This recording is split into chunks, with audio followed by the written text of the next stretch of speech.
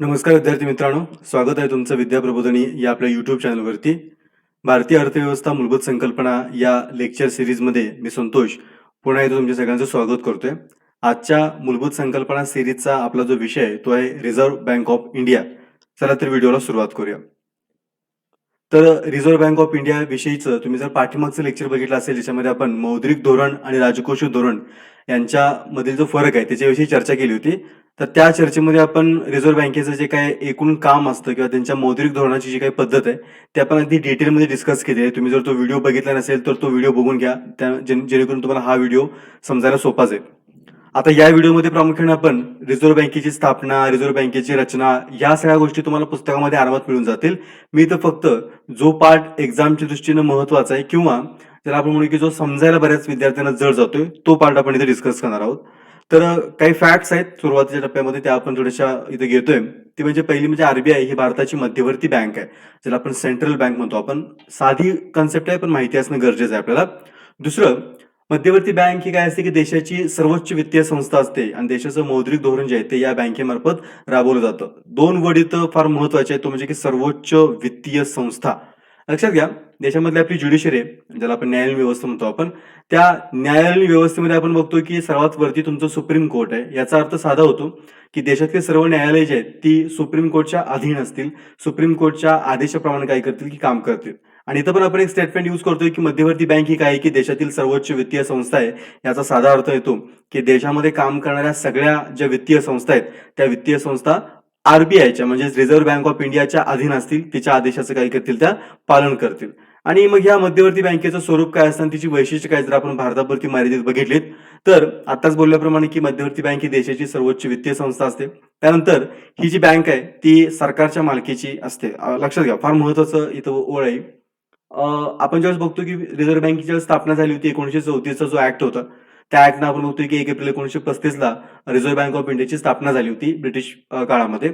आणि त्यावेळेस स्थापन होताना आपण जर बघितलं डिटेलमध्ये तर रिझर्व्ह बँक ऑफ इंडिया ही काही खाजगी लोकांच्या भांडवलावरती स्थापन झाली होती. पण स्वातंत्र्यानंतर लगेच आपण काय केलं, एक कायदा केला आणि त्या कायद्याने आपण रिझर्व्ह बँकेचं राष्ट्रीयकरण करून घेतलं. राष्ट्रीयकरण म्हणजे काय की ही जी बँक असेल ती बँक सरकारच्या मालकीची असेल. तुम्हाला आम्हाला जशा वित्तीय सेवांची गरज असते त्यासाठी आपण एसबीआय बँक ऑफ इंडियामध्ये जातो, तसंच आपण म्हणतो की सरकार जे आहे ते सरकार आपल्या वित्तीय गरजा भागवण्यासाठी या आरबीआयकडे जाताना बघायला मिळते.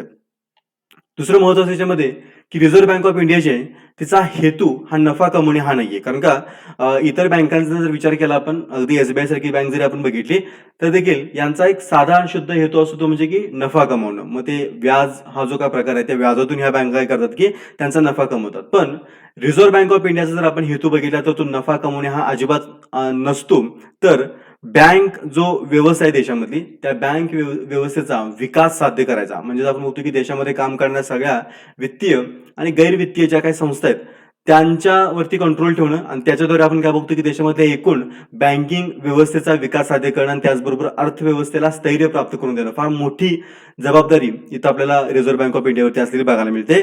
त्याचबरोबर व्यापारी बँकाच्या देशामध्ये काम करतायत. SBI, bank of India, ICICI bank, HDFC bank या बँकांशी रिझर्व्ह बँक ऑफ इंडिया स्पर्धा करत नाहीये.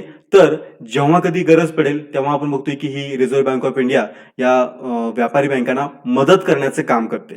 तो इतकं इंट्रोडक्शन मला वाटतं पुरेसं आहे रिझर्व्ह बँक ऑफ इंडिया बद्दल. मी इतर जास्त डिटेल ज्या फॅक्च्युअल डिटेल्स आहेत तिथे मी जाणार नाहीये. आपण डायरेक्टली पुढच्या पार्टवरती येतोय तो म्हणजे की पतनियंत्रणाचा. म्हणून मी तुम्हाला म्हटलं होतं की तुम्ही जर पूर्वीचे लेक्चर बघितलं असेल तर ते लेक्चर बघणं फार गरजेचं आहे आणि त्या लेक्चरमधून तुम्हाला ह्या लेक्चरची लिंक आहे ती लिंक तुमची उलगडत जाईल तुमची.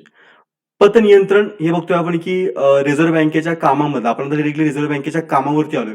परंपरागत कामं पण रिझर्व्ह बँकेची आहेत आणि तुम्हाला बऱ्यापैकी माहिती असतील की म्हणजे नाणे छपाई, नोटा छपाई वगैरे गोष्टी असतील त्या मी इथे घेत नाहीये. मी डायरेक्टली पतनियंत्रण ह्या महत्वपूर्ण कामावरती येतोय. आता नेमकं हे पतनियंत्रण असतं काय, तर आपण बघतोय आरबीआय तर्फे अर्थव्यवस्थेतील ज्या पतव्यवहार असतात त्या पतव्यवहारांची एकूण जे आर्थिक व्यवहार आहेत त्यांच्या आकारमानांशी काय झालं की सांगड घालणं याला आपण पतनियंत्रण म्हणतो. व्याख्या समजायला वाचायला थोडीशी अवघड आहे पण मी पुढे ज्यावेळेस एक्झाम्पल्स घेईन त्या एक्झाम्पल्स मध्ये तुम्हाला हे क्लिअर कट करून जाईल की या व्याख्याचा नेमका अर्थ काय. आपण बघतोय की ज्यावेळेस बाजारामध्ये जास्तीची पतनिर्मिती झाली असते त्यावेळेस आपण काय करतोय की महाग पैशाचं धोरणाचा अवलंब करतो. हे आपण पाठीमागच्या लेक्चरमध्ये बघितलं होतं आणि त्याद्वारे आपण पतसंकोच घडवून आणतो म्हणजे एक्सेस झालेला पैसा आपण काय करतोय की शोषून घेतोय. त्याचबरोबर पतनिर्मिती कमी असेल म्हणजे मार्केटमध्ये पैसा जर कमी असेल तर स्वस्त पैशाच्या धोरणाचा अवलंब करून आपण काय करतोय, मार्केटमधला जो पैसा आहे तो पैसा वाढवण्याचं काम करतोय. आता मी हे तर जास्त एक्सप्लेन करत नाहीये, कारण याचं डिटेल एक्सप्लेनेशन मी पाठीमागच्या लेक्चरमध्ये ज्यामध्ये आपण मौद्रिक धोरण आणि राजकोषीय धोरण बघितलं होतं तिथं दिलेलं आहे. आता मला फक्त याच्यामध्ये तुमच्यासोबत काय डिस्कस करायचंय की हे जे महाग पैशाचं धोरण आहे किंवा स्वस्त पैशाचं धोरण आहे हे इम्प्लिमेंट करताना आरबीआय ज्या संख्यात्मक साधनांचा वापर करतं, ज्या रेग्युलेटर्सचा वापर करतं, ते रेग्युलेटर्स मी तुमच्याबरोबर काय करणार आहे की जास्त डिटेलमध्ये डिस्कस करणार आहे. चला तर त्या मुद्द्याला आपण सुरुवात करूया. तर ते रेग्युलेटर समजण्याआधी थोडंसं मी पाठीमागे येतो आणि पतनिर्मिती म्हणजे काय हे नेमकं प्रोसेस कशी वर्क करते ते आपण थोडक्यामध्ये इथं समजून घेण्याचा प्रयत्न करूया. आपला एक मित्र येतं, त्याला आपण अक्षय नाव देऊया. आता हे फक्त रिप्रेझेंटेटिव्ह म्हणून एक्झाम्पल म्हणून घेतलं आपण. तर अक्षयकडे एकदम काय झालेत की आपण म्हणू की ज्या कुठल्या तरी पॉलिसीचे एकदम त्याकडे पैसे आलेत, भरपूर पैसे आले. त्याकडे तुम्ही बघू शकता चित्रामध्ये की अक्षयकडे आता तरी सध्या त्याकडे बॅगेत मावणार इतके पैसे जमा झालेत. आता जेव्हा अक्षय असेल किंवा तुम्ही आम्ही असो, आपल्याकडे ज्यावेळेस असे एकदम पैसे जमा होतात तर जमा झालेले पैसे पूर्वी लोक काय करायचे की मंदिरात नेऊन ठेवायचे, कारण का त्यावेळेस बँका नव्हत्या. किंवा लोक घरामध्ये कुठेतरी काय करायचे की एखाद्या चोर कप्प्यामध्ये, चोर कपाटामध्ये काय करायचे की हे पैसे दडवून ठेवायचे, लपवून ठेवायचे, कारण चोरी मारीची भीती असायची, काहीतरी वेगळं होण्याची भीती असायची.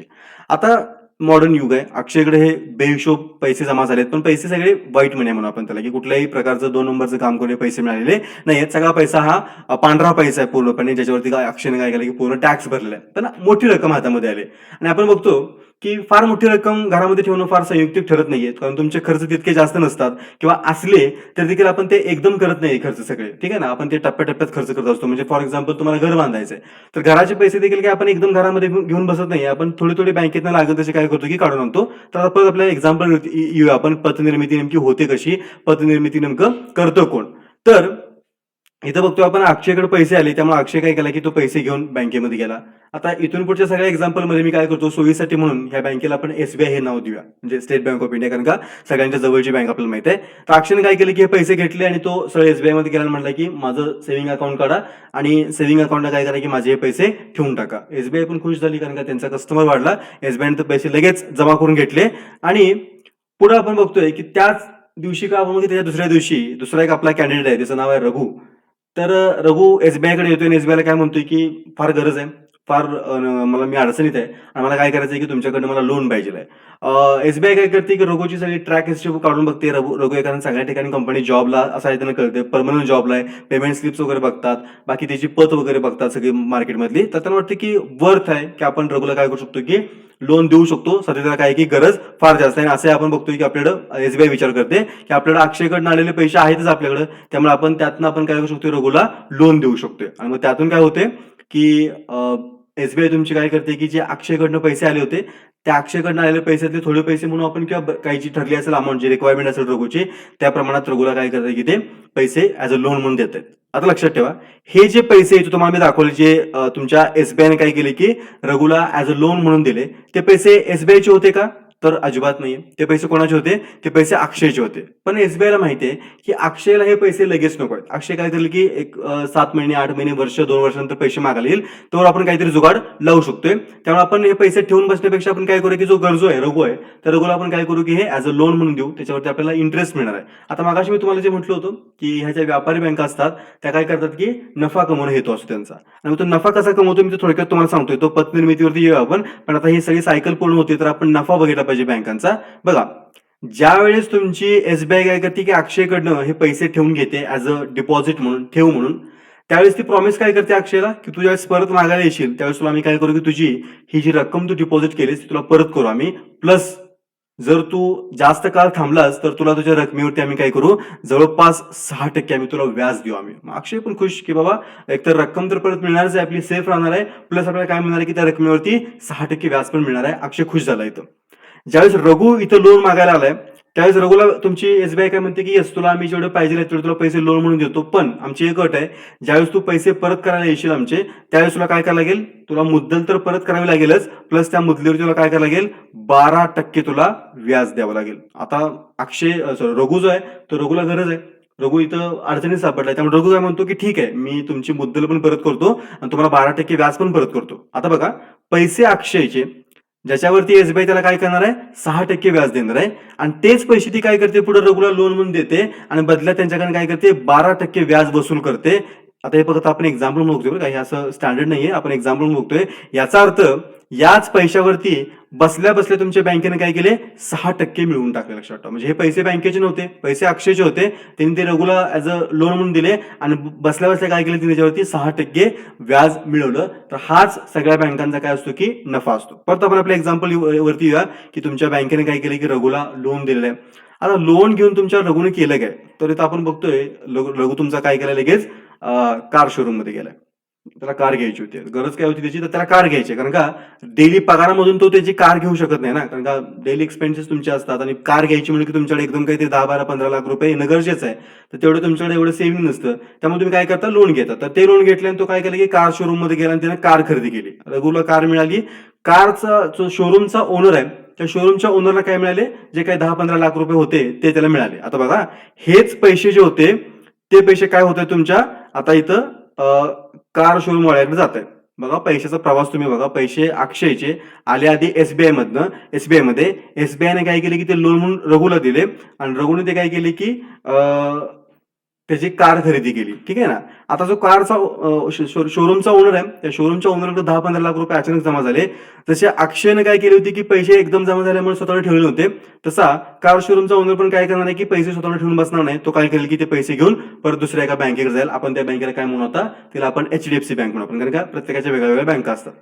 आता ही जी प्रोसेस आहे, ही प्रोसेस कंटिन्यूस चालू राहते. बघा, पैसे अक्षयचे एसबीआय मध्ये ठेवले, एसबीआयने ते रघुना काय केले की ऍज अ लोन म्हणून प्रोव्हाइड केले. त्यांनी त्याची काय घेतली की कार घेतली. कार ओनरनं पैसे काय केले की परत ते तुमच्या बँकेमध्ये ठेवले. आता ही बँक पण काय केली की त्याच्यावरती पुढे कोणाला तरी लोन देऊन टाकेल.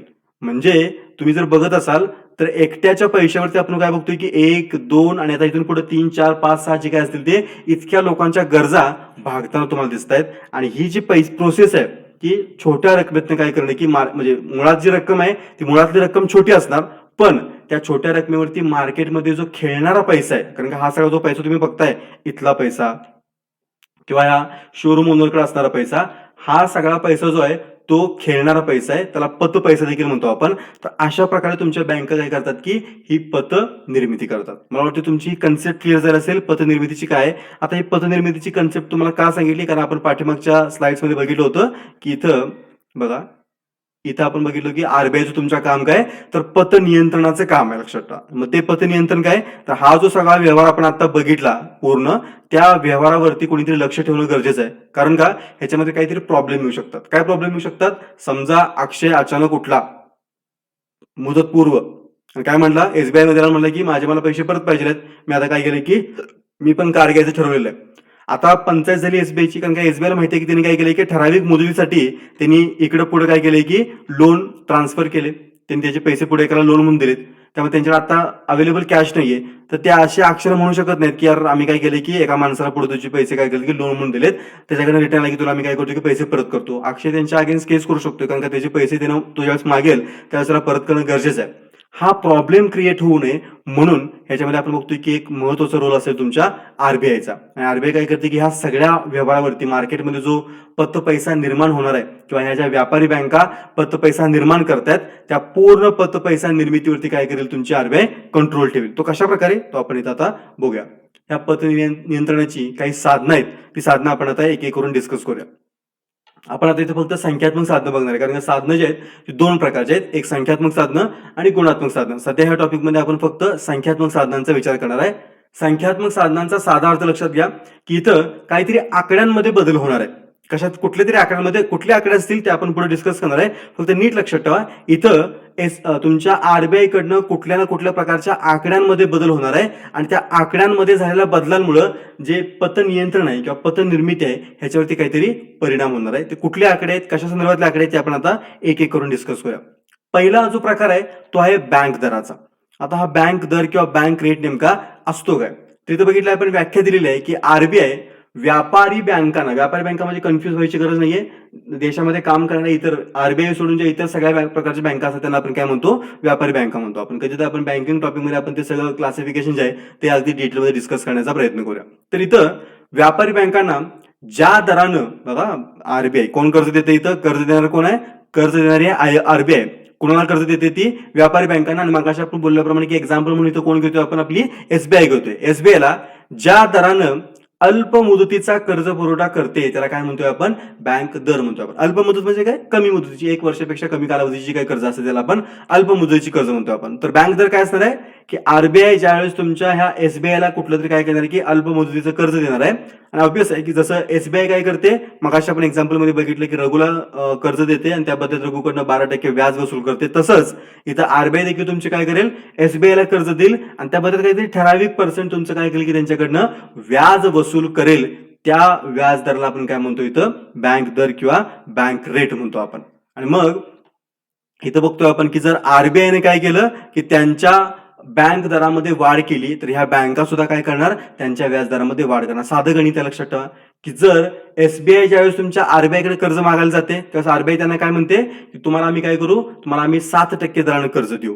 ऑब्विसली ते पैसे घेतील आणि ज्यावेळेस तेच पैसे खाली लोकांना कर्ज रूपात वाटायची वेळ येईल त्यावेळेस तुमची एसबीआय काय करणार की आम्ही तुम्हाला काय करू? आम्ही तुम्हाला 9% दराने कर्ज देऊ. कारण का मधलं 2% काय असणार आहे की त्यांचं मार्जिन असणार आहे. उद्या समजा आरबीआयने सांगितलं की आम्ही तुम्हाला काय करणार? 9% दराने कर्ज देणार. ऑब्विसली खाली तुमची एसबीआय देखील लोकांना काय म्हणणार? आम्ही तुम्हाला आता काय करू? 12% दराने कर्ज देणार. त्यामुळे ते साधं रिलेशन तुमच्या लक्षात इथं आलं असेल. आणि ज्या वेळेस हा बँक दर तुमच्या आरबीआय कडनं वाढवला जातो म्हणजे कळते ना की तुमचे काय होतील की आरबीआय कडनं दिली जाणारी कर्ज ही एसबीआयला ही महाग होतील. त्याला आपण काय म्हणणार? महाग पैशाचं धोरण. आणि हे आपण पाठीमागच्या लेक्चर आधी डिटेल डिस्कस केलेलं आहे. ज्या वेळेस लक्षात ठेवा की तुमच्या आरबीआयला असं वाटतं की मार्केटमध्ये पैसा एक्सेस झालाय आणि एसबीआय दारामध्ये उभे आहे कशाला? कर्ज मागायला, अजून कर्ज लोकांना देण्यासाठी. त्यावेळेस तुमची आरबीआय काय विचार करणार की जर आता आपण आहे त्या रेटने एसबीआयला कर्ज दिलं तर काय करेल? एसबीआय अजून जास्त लोकांना कर्ज वाटून टाकेल आणि मार्केटमधला पैसा अजून वाढेल, महागाई अजून वाढेल. त्याला आपण तेजी पण म्हणतो. लक्षात ठेवा महागाई म्हणजेच काय? तुमची तेजीची परिस्थिती. तर ही तेजी अजून वाढेल. तर हे जर कंट्रोलमध्ये ठेवायचं असेल, कमी करायचं असेल तर काय केलं पाहिजे? आपण एसबीआयला सांगितलं पाहिजे. काय सांगितलं पाहिजे? की तुम्हाला आता ज्या रेटनं आम्ही कर्ज देतोय त्या रेटनं तुम्हाला कर्ज देणार नाही. आम्ही काय करतोय? बँक दर किंवा जो बँक रेट आहे तो आम्ही आता वाढवतोय. त्यामुळे एसबीआय काय करेल? एसबीआय एकतर कर्ज कमी घेईल किंवा घेण्याचं काय करेल की ते कॅन्सल करेल. कारण का? महाग कर्ज कोणालाच नको असतं त्यामुळे ती परत माघारी फिरेल. आणि एसबीआय एकदा माघारी फिरली की परत आपण बघतो की एसबीआयच्या दारामध्ये येणारे तुमच्या आमच्यासारखे जे गिरायक आहेत जे लोन मागायला येतात त्यांना देखील तुमची एसबीआय काय म्हणेल की आता आमच्याकडे लोन अवेलेबल नाही. लक्षात ठेवा. सो ही जी सगळी प्रोसेस आहे त्याला आपण काय म्हणतोय? महाग पैशाचं धोरण. आणि ज्यावेळेस देशामध्ये काय असते की तेजीची परिस्थिती असते त्यावेळेस हे धोरण राबवलं जातं. स्वस्त पैशाचं धोरण तुमचं काय असणार की अगदी ह्याच्या अपोजिट असणार आहे. मी परत इथं थोडंसं पिक्चर फॉर्ममध्ये तुम्हाला एक्झाम्पल सांगण्याचा प्रयत्न करतोय. 2 बँका समोर समोर तुमच्या येत आहेत. एक तर तुमची एसबीआय इकडच्या साईड तुम्हाला दिसते ती आणि दुसरी आहे आपली इकडं आरबीआय. ठीक आहे ना? आता इथे काय पाहिजे?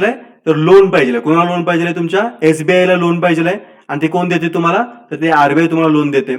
आणि त्या बद्दल आपण काय बघतोय की तुमच्या एसबीआयला काय करायचंय? तर हे जे लोन आहे ते लोन तर तुमच्या आरबीआय कडे परत फेडायचंच आहे. ऑब्व्हियसली ते देणं गरजेचं आहे. मुद्दल तुम्हाला परत दिलीच पाहिजे. प्लस त्या मुदलीवरती काही इंटरेस्ट रेट, काही व्याजदर तुमच्या एसबीआयने देणं गरजेचं आहे. आणि त्या व्याजदराला आपण काय म्हणतो? बँक रेट म्हणतो आपण. हे कन्सेप्ट क्लिअर झाले असेल. दुसरा एक मायन्यूट मुद्दा इथे लक्षात ठेवा की ज्या वेळेस बँक रेट या टायटल खाली एखादी व्यापारी बँक म्हणजे आपली एसबीआय आरबीआय कडे कर्ज मागायला जाते त्यावेळेस इथं विदाउट एनी कोलॅटरल कर्ज मिळते. हे फार महत्वाचं लक्षात ठेवा. काय म्हणतोय आपण इथं की कुठल्याही प्रकारचं कोलॅटरल म्हणजे काय? काहीतरी गहाण ठेवलं पाहिजे ना. त्यावेळेस तुम्ही आम्ही कर्ज मागायला जातो त्यावेळेस बँका काय म्हणतात? एकतर घर गहाण ठेवा, गाडी गहाण ठेवा, दागिने गहाण ठेवा किंवा जमीन गहाण ठेवा, काहीतरी गहाण ठेवा, कोलॅटरल काहीतरी द्या.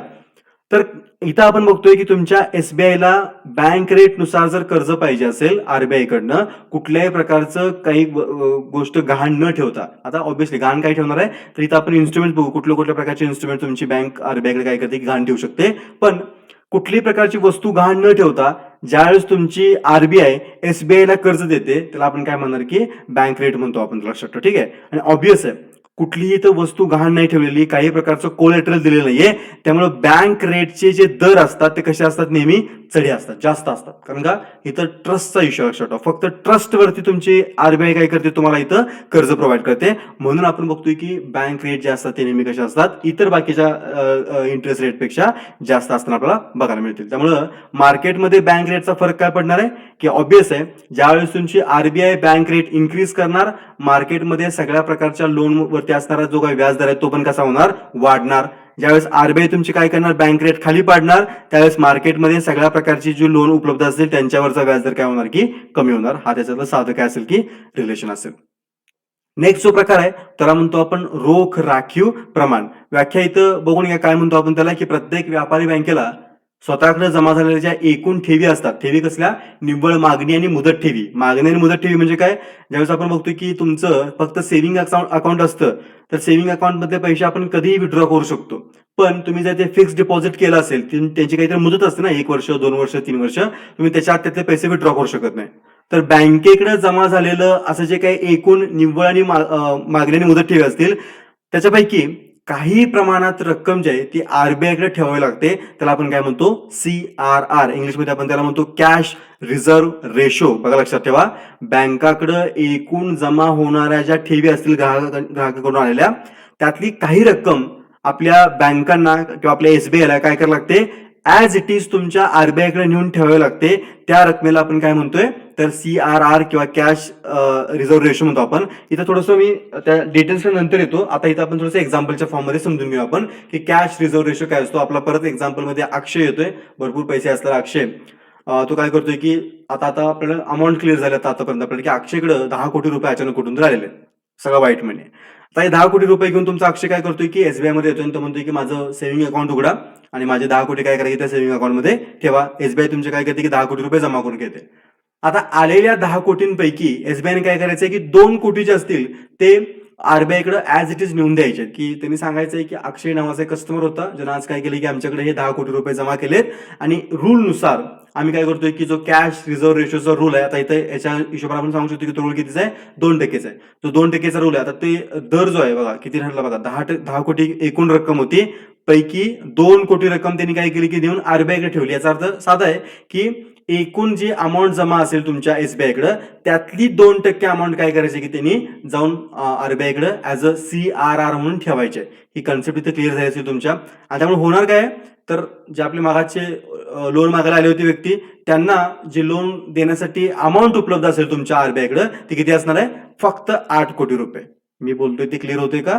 अक्षयनं तुमच्या 10 कोटी आणून तुमच्या बँकेत जमा केले, म्हणून मागासारखं तुमच्या बँकेला काय करता येणार नाही की 10च्या 10 कोटी यांना कर्ज म्हणून देता येणार नाहीत. तर काय करायला लागेल त्यांना 10 कोटीपैकी 2% प्रमाणे, आता इथं फक्त आपण 10 कोटी सिम्बॉलिक बघतोय आपण, 10 कोटीच्या ऐवजी 100 कोटी पण असू शकतात. 100 कोटीपैकी 20 कोटी त्यांना तिकडे ठेवावे लागतील, म्हणजे 2% लक्षात ठेवा. ठीक आहे, तर 2% रक्कम त्यांनी काय केली, आरबीआय मध्ये ऍज इट इज नेऊन ठेवली आणि उरलेले जे पैसे होते 8 कोटी, त्या 8 कोटीमध्ये त्यांनी काय केले की कर्जांचं वाटप केलं. हे काय झालं, ही सेफ्टी झाली. म्हणजे काय, उद्या समजा अक्षय अचानक तुमच्या एसबीआयकडे आल्याने म्हटले की माझे मला पैसे परत करा, त्यावेळेस एसबीआय ऍटलिस्ट हे 2 कोटी तरी त्यांना काय करू शकेल की परत करू शकेल. बाबा काहीच न देण्यापेक्षा आपण काय करतो, त्यांना 2 कोटी तरी देऊ शकतोय. बँक बुडली या केसमध्ये 8 कोटी गेले भले, पण 2 कोटी तरी आपण त्यांना परत देऊ शकतोय.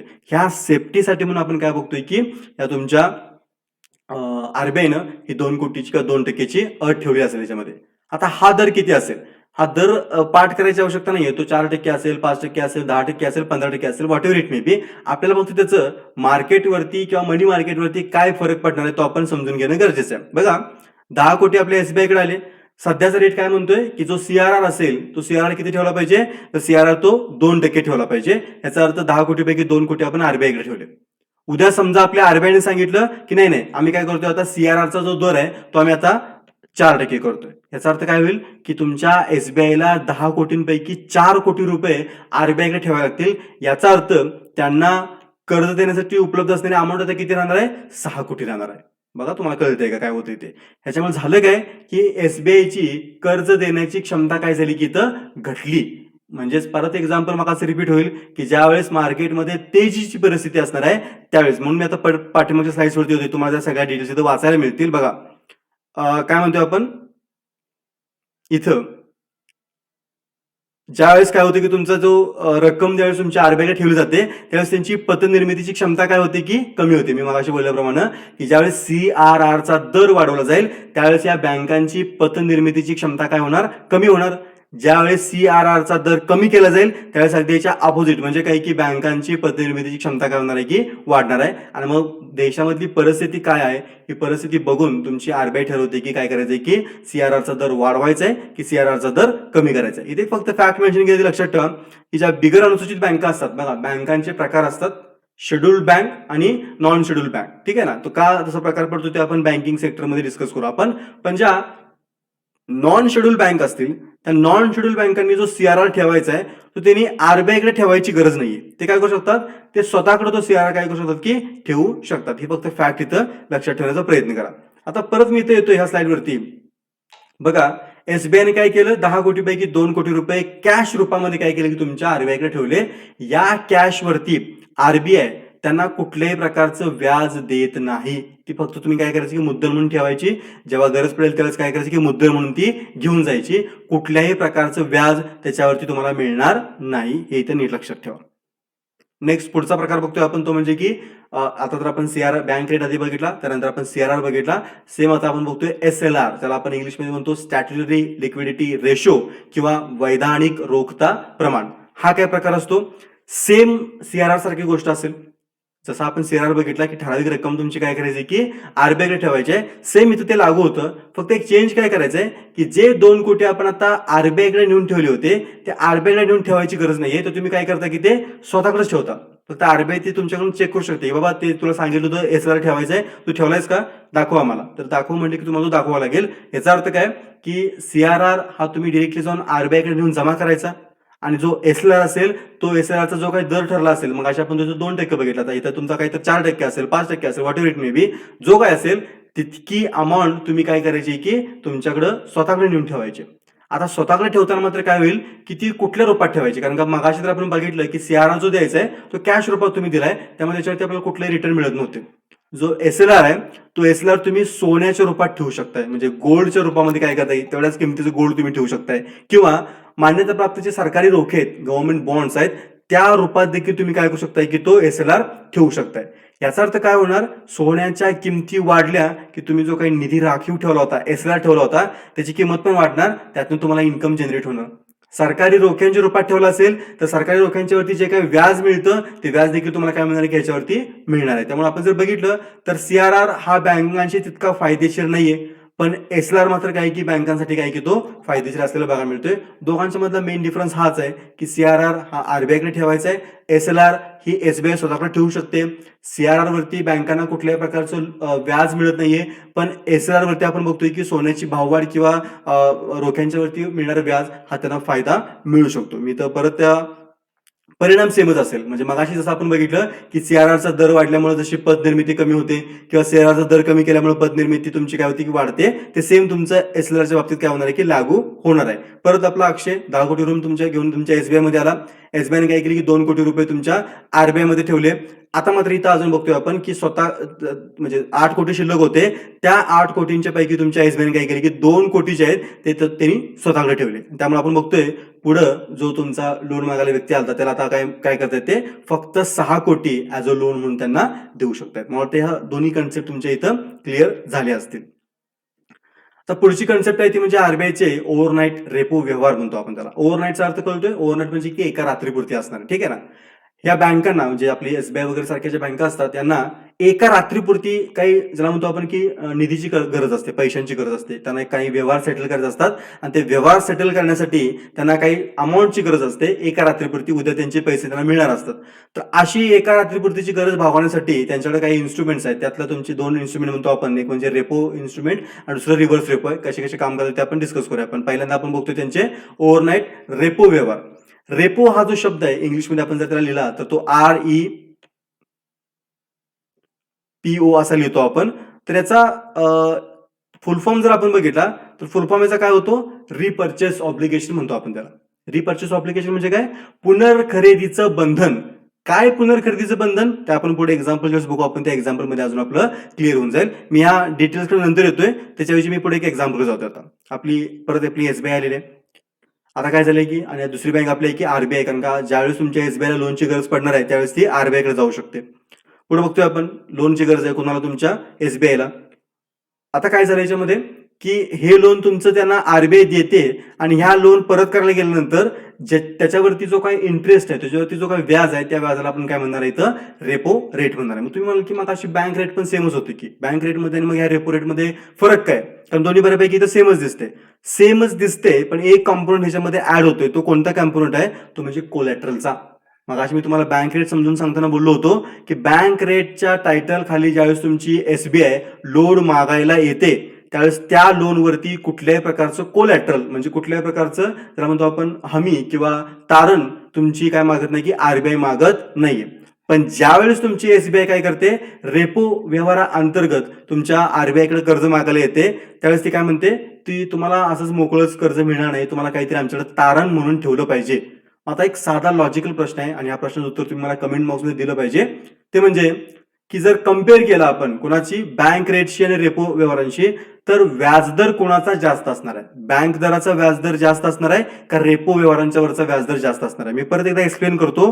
बँक दरामध्ये ज्यावेळेस बघतो आपण की लोन द्यायचं आहे त्यावेळेस ते लोन विदाउट एनी कोलॅटरल दिलं जातं. पण ज्यावेळेस तुम्हाला रेपो व्यवहारांच्या वरती कर्ज द्यायचं आहे त्यावेळेस कुठल्या ना कुठल्या प्रकारचं कोलॅटर घेऊनच तुम्हाला काय दिलं जातं की लोन दिलं जातं. आता इथं प्रोसेस आपण बघतोय, एसबीआय लोनची गरज आहे, आरबीआय लोन द्यायला तयार आहे, ओव्हरनाईटचं लोन पाहिजे म्हणजे एका रात्रीपुरतं लोन पाहिजे आहे. पण आरबीआय काय म्हणते की आम्ही असंच लोन देणार नाही, तुम्हाला काहीतरी कोलॅटरल ठेवावं लागेल. आणि हे कोलॅटरल जसं आपण बँकेकडे लोन मागायला गेलो की आपल्याला जमीन कागद, घराची कागद किंवा गाडीची कागद मागतात, तसं तुमच्या एसबीआयने काय घाण ठेवायचं, एसबीआयची काय संपत्ती आहे, तर एसबीआय काय संपत्ती घाण ठेवते तर या गव्हर्नमेंट सिक्युरिटीज. लक्षात ठेवा, गव्हर्नमेंट सिक्युरिटीज हा काय प्रकार आहे, तर आपण बघतोय की सरकारला ज्यावेळेस काय असते की पैशांची गरज असते, गव्हर्नमेंट भारत सरकार जे आहे त्या भारत सरकारला ज्यावेळेस पैशांची गरज असते त्यावेळेस भारत सरकार काय करतं, अशी काही तुम्ही ते कागदाची बघताय, कागद म्हणून आपण त्यांना काही ठराविक फॉर्मॅटमध्ये कागद असतील, हे कागद प्रिंट करतं आरबीआय थ्रू. आरबीआयला सांगते की अशी कागद प्रिंट करा आणि ह्या कागदाची काहीतरी किंमत असते, ह्याची काहीतरी 10,000 रुपये किंमत, त्याची काहीतरी 20,000 किंमत, त्याची काहीतरी 1,00,000 रुपये किंमत, अशी किंमत ठरते. आता ह्या कागदांच्यावरती काय असतं, भारत सरकारचा स्टॅम्प असतो की त्याच्यावरती शिक्का असतो की यस ह्याला हमी कोणाचे, ह्याला हमी भारत सरकारचे. मग भारत सरकार काय म्हणते की हे कागद तुम्ही विकत घ्या. आता भारत सरकार स्वतः विकायला जात नाही, भारत सरकार हे काम कोणाला देतं, आरबीआयला देतं की आरबीआय तुम्ही काय करा, हे कागद तुम्ही बाजारामध्ये विका आणि लोकांच्याकडे काय करा की पैसे जमा करा, आम्हाला पैशांची गरज आहे. आरबीआय म्हणते की कागद कोण घेणार, सरकार म्हणते की तुम्ही काय करा की त्यांच्याकडनं 1 वर्ष 2 वर्ष मुदतीवरती त्यांच्याकडनं पैसे घ्या आणि त्यांना ही कागद ठेवायला सांगा आणि 2 वर्षानंतर तुम्ही कागद ही परत घेऊन या. त्या बदल्यात मी तुम्हाला काय करू, त्या बदल्यात मी तुम्हाला 12% 13% काय करू, मी तुम्हाला व्याज देऊ. लोकांना पण बरंच आहे, 2 वर्षामध्ये 12% 13% त्यांना काय मिळते की वार्षिक व्याज मिळते. त्यामुळे लोक अगदी स्वखुशीने काय करतात की अशा प्रकारची कागद जी आहेत ती विकत घेतात. आता तुम्ही आम्ही इतके मोठे व्यवहार करत नाहीये, सहज आपण जर बघितलं की हे कागद विकत कोण घेतात तर ह्या ज्या आपल्या बँका आहेत, कोण बँका, ह्या बँका, आणि हे सेफ आहे हो. म्हणजे मगाशी आपण एक्झाम्पल बघितलं की रघुला कर्ज द्यायचं गाडी घेण्यासाठी, मग जर त्यानं जर कर्ज परत नाही फेडलं तर काय होणार, परत त्याची गाडी निलाम करा, त्यातनं परत कर्ज फेडून घ्या, ते पूर्ण कर्ज भागणार नाही भागणार याची गॅरंटी फार कमी आहे. पण इथे मात्र बघतोय आपण की जर बँकेकडे एक्स्ट्रा पैसे जमा असतील किंवा एक्स्ट्रा अमाऊंट जमा असेल तर या बँकेला वाटतं की ह्याच्यामध्ये इन्व्हेस्ट करून ठेवलं कधीही चांगलं, कारण ह्या गव्हर्नमेंट सिक्युरिटीज आहेत, ह्याला गॅरंटी आहे, ह्याला गव्हर्नमेंटची साक्षात गॅरंटी आहे आणि फिक्स जो व्याजदर आहे तो आपल्याला इथे मिळणार आहे. त्यामुळे सेफ इन्व्हेस्टमेंट तुमची कोणती असेल, गव्हर्नमेंट सिक्युरिटी असेल. तर अशी इन्व्हेस्टमेंट तुमच्या ह्या बँकांनी करून ठेवलेली असते आधीपासून आणि असे कागद जे आहेत ते भरपूर कागद तुमच्या ह्या बँकांच्याकडे काय असतात की ऑलरेडी जमा असतात. मग आता आरबीआय काय म्हणते, ह्यातले काही कागद तुम्ही काय करा की आमच्याकडे गहाण ठेवा आणि त्या कागदांच्या बदल्यात आम्ही तुम्हाला काय करतोय की हे लोन ऑफर करतोय, आम्ही तुम्हाला लोन देतोय. पण मगाशी मी तुम्हाला परत मगाच्या वर्डवरती घेऊन जातोय, तो म्हणजे की रिपर्चेस ऑब्लिगेशन. म्हणजे काय, आरबीआय म्हणते की हा जो कागद आहे तो आम्ही तुमच्याकडे घेतो आणि बदल्यात तुम्हाला मी काय करतो की लोन देतो, पण तुमच्यावरती काय येतं, रिपर्चेस ऑब्लिगेशन आहे. म्हणजे काय, हा कागद तुम्ही 24 तासानंतर आमच्याकडनं परत खरेदी करून घेऊन जायचं आहे व्याजासहित. हे पण महत्वाचं आहे, म्हणजे फक्त खरेदी मुद्दल देऊन जायचं नाही, तर व्याज देऊन हा कागद तुम्ही आमच्याकडनं घेऊन जायचा आहे. म्हणजे काय, तुमच्यावरती हे पुनर्खरेदी करण्याचं बंधन असेल, म्हणून त्याला आपण काय म्हणतो, रिपर्चेस ऑब्लिगेशन म्हणतो आपण. मला वाटतं तुमची कन्सेप्ट लक्षात आली असेल की इथं रेपो व्यवहारा अंतर्गत एसबीआयला तुमच्या आरबीआय कडनं कशा प्रकारे काय मिळतं की लोन मिळतं आणि शॉर्ट टर्मचं लोन असतं, 1 नाईटचं लोन असतं. आता रिसेंटली 2013-14 पासून याच्यामध्ये 7 दिवस 14 दिवस 56 दिवस असे काही नवीन इन्स्ट्रुमेंट त्यामध्ये ऍड झालेत. पण ट्रॅडिशनली हा जर प्रकार बघितला आपण रेपो व्यवहारांचा, तर तो कसा चालतो, तर तो आपण बघतोय की या प्रकारे तो व्यवहार चालतो ओव्हरनाईटसाठी. मग ह्याच्यामध्ये आपण बघतोय की जे व्याज मिळणार आहे ते व्याज कुणाला मिळते तुमच्या, तर आरबीआयला मिळते. ठीक आहे ना. मग समजा आरबीआयने काय केलं तुमच्या की रेपो व्यवहारांच्या वरचा असणारा जे व्याजदर आहे तो व्याजदर काय केला की वाढवला, तर एसबीआय काय करणार की अरे नको विचार करूया आपण लोन घेण्याच्या आधी. कारण का पहिल्यांदा यांच्याकडनं आपण जर 100 कोटी लोन घेतलं तर परत द्यायला जाताना आपल्याला किती द्यायला लागायचे, आपल्याला 102 कोटी द्यायला लागायचे असं म्हणूया आपण. पण आता काय केलं आरबीआयने रेट वाढवले रेपोवरचे, आणि आता काय होते 100 कोटी जर घेतले तर आता परत देताना 107 कोटी रुपये द्यायला लागतात. त्यामुळे एसबीआय काय म्हणेल की राहू दे आपण हे लोन घ्यायचं राहू दे. म्हणजे काय एसबीआय कडे कमी पैसा आला म्हणजे सामान्य नागरिकांच्याकडे पण पैसा कसा येणार आता कमी येणार, त्यामुळे मार्केटमधला पैसा तुमचा काय होणार की कमी होणार तुमचा. तर ही तुमची काय असते की रेपो व्यवहारांची पद्धत असते, लक्षात ठेवा. ठीक आहे. नेक्स्ट आहे तुमचे ओव्हरनाईट रिव्हर्स रेपो व्यवहार. आता रेपो व्यवहार आपण डिस्कस किंवा समजून घेतले आपण, त्याच्या अगदी अपोजिट तुमचे काय असणार आहेत की रिव्हर्स रेपो. त्याच्या नावातच आपल्याला कळते की रिव्हर्स रेपो व्यवहार तुमचे काय असणार आहेत. काय असतात ते मी इथं तुम्हाला परत हे जे आपण लिहिलं बघतोय आपण तेच मी तुम्हाला इथं पिक्चरच्या फॉर्ममध्ये एक्सप्लेन करण्यास सांगतोय. आता फक्त तुम्ही जर बघाल तर पाठीमागाच्या जे एक्झाम्पल बघितलं रेपो व्यवहारामध्ये तीच स्लाइड तुम्हाला इथे दिसतील, फक्त जागा बदल दिसतील तुम्हाला. बघा आता एसबीआयच्या जागी कोण आले तर आरबीआय आले, आणि आरबीआयच्या जागी कोण आले तर एसबीआय आले. म्हणजेच काय मगाशी लोनची गरज कोणाला होती तर आपल्या एसबीआयला होती, आता मात्र लोनची गरज कोणाला आहे आपल्या आरबीआयला. आता तुम्ही म्हणून की आरबीआय लोन काढून काय करणार आहे, खरंच आरबीआयला लोनची गरज असते का, कर्जाची गरज असते का, तर लक्षात घ्या आरबीआयला कुठल्याही प्रकारच्या कर्जाची गरज नसते.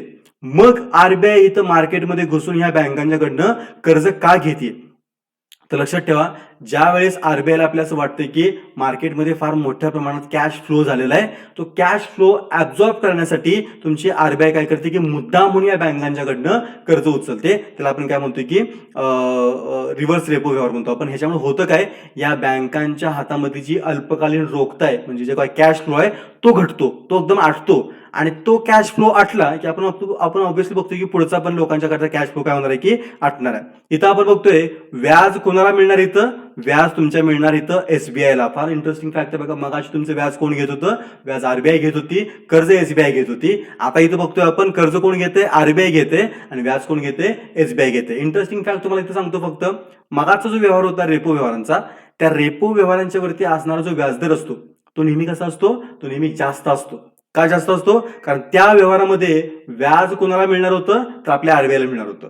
रिव्हर्स रेपो व्यवहारामध्ये मात्र काय होतं की जो इंटरेस्ट रेट आहे किंवा जो व्याजदर आहे तो व्याजदर नेहमी कमी असतो. का, कारण ह्या केसमध्ये आपण बघतोय की आरबीआयला इथं व्याज मिळणार नाहीये तर आरबीआयने व्याज द्यायचं आहे, म्हणून तो कसा असतो की नेहमी कमी असतो. आणि ठरवायचं काम कोण करतं, आरबीआय करतं. त्यामुळे आरबीआय काय करणार की आपल्या सोयीनुसार ठरवणार.